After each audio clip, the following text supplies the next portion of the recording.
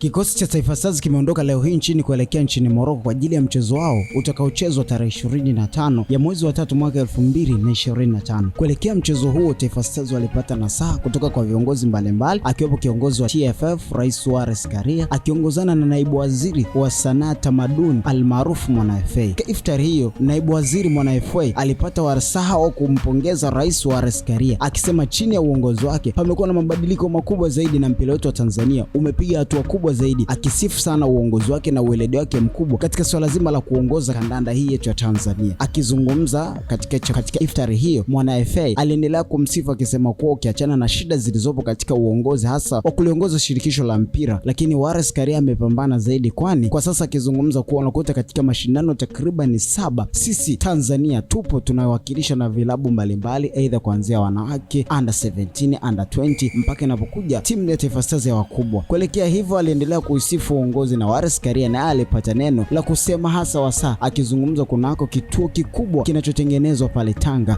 cha watoto wenye vipaji, akisema kwa sasa wameshafika mikoa 10 wakiendelea kufanya scouting ya kutafuta vijana wenye vipaji vya kucheza mpira wa miguu. Taifa Stars wanapokwenda waweze kurudi na matokeo ili waweze kuanza kupiga hatua ya kuelekea kufuzu kombe la dunia mwaka 2026. Kwa sasa tunavyozungumza ni timu moja pekee ambayo imefuzu kombe la dunia, nayo si nyingine ni Japani. Japani pekee ndiye ameweza kufuzu kombe la dunia ukiachana na wale watatu wenyeji ambao kwa mashindano yatachezwa kwao, lakini walobaki wamefuzu. Uganda the Cranes alikubali kichapo ugenini dhidi ya Msumbiji cha 3-0. Ni safari nyingine tena kwa Uganda the Cranes, atakuwa na mchezo mwingine. Safari sio nzuri kwa Taifa Stars kwani amecheza mara nyingi na Morocco lakini hajawahi kupata matokeo mazuri mbele ya Morocco. Ni safari nyingine kwa Stars kujiuliza wana follow up chini ya kocha Mtanzania Hemed Suleiman Morocco kuhakikisha anachanja karata zake uzuri ugenini na kuweza kuibuka ushindi. Amefanya hivyo mara 2 ugenini kwani ameshinda akiwa na pointi zake 6 katika kundi E. Ni safari nyingine ya kuhakikisha anaweza kutafuta nafasi ya kuweza kufuzu kombe la dunia mwaka 2026, ikawa ni safari nyingine na ni historia nyingine ambayo itakuwa imewekwa na Stars kufuzu kombe la dunia. Ni moments nyingine kuitazama. Tunatarajia Watanzania na dua zote nyingi zinaombea vijana walioelekea Morocco ili tuweze kuibuka na ushindi wa kishindo zaidi. Kufuzu kombe la dunia inakuwa ni historia nyingine pekee tunakuwa tumejitengenezea. Dua nyingi tuwaombe vijana wetu wa Stars ili waweze kufuzu. Sasa dondosha comment yako hapo chini, unaonaje Stars? Je, tunaweza tukapata matokeo ugenini dhidi ya Mwarabu? Kumbuka tunakutana na